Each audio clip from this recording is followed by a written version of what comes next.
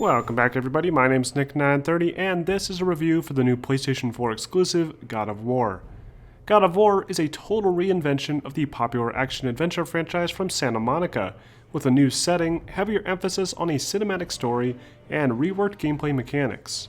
And while at first I was worried about all these changes, I can confidently say that Santa Monica has successfully reinvigorated one of Sony's most valuable IPs, and brought it into the modern era for both new and old fans alike. So, to start off, let's discuss the story without spoiling anything important. Santa Monica has always tried their hardest to tell a compelling story with God of War, and deliver a more cinematic experience, something that many games back in the early 2000s were struggling to accomplish. And while this worked really well at the time, it began to take a backseat to other far more cinematic games later in the decade. So, with this God of War, Santa Monica took a page out of Naughty Dog's book, and created a far more personal storyline, with a Kratos that, while still very brooding and angry, has significantly more character. On top of that, this God of War has a new main character, Kratos' son Atreus. Much like Ellie from The Last of Us, Atreus is desperate for approval from his guardian, and can come off as a bit headstrong. While not the most original concept, it works really well in this new Norse-themed mythological world, as Kratos struggles to keep his past hidden while also teaching his son how to hunt and kill.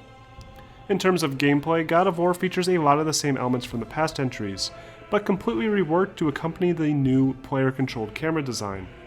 Gone is the overhead camera and crazy fast-paced hack-and-slash gameplay, and in its place is a more traditional third-person camera, with more visceral and personal melee combat in line with something like Dark Souls.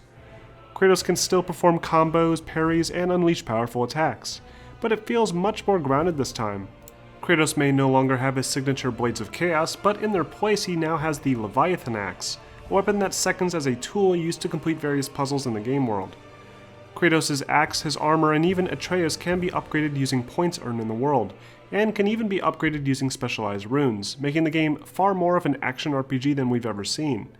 In fact, enemies now feature recommended skill levels with different colored health bars and more powerful attacks against newer players.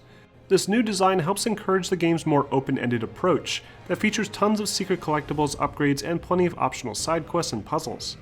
Platforming, another staple of the God of War franchise, has been downplayed significantly in this entry, and has been replaced with more cooperative-based puzzle-solving challenges involving Atreus.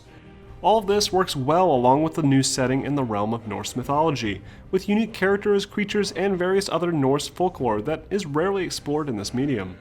I was genuinely in awe by various elements in the game world, and found it to be much more interesting than the old Greek setting, despite really enjoying Greek mythology. And the transition was handled well, and feels like Santa Monica has opened the door to several other potential future settings for the God of War franchise. When talking about graphics, God of War is nothing short of incredible. It may be the best looking game on the PlayStation 4 platform, and perhaps even in gaming in general. With higher resolution textures, beautiful lighting effects, and insane levels of detail, God of War convincingly delivers a true next generation experience, and all while delivering solid performance in both of the game's available graphics modes. Players can choose between a 4K checkerboarded mode at 30 frames per second, which plays really smooth and looks incredible, or switch to a performance mode that targets a nice 60 frames per second.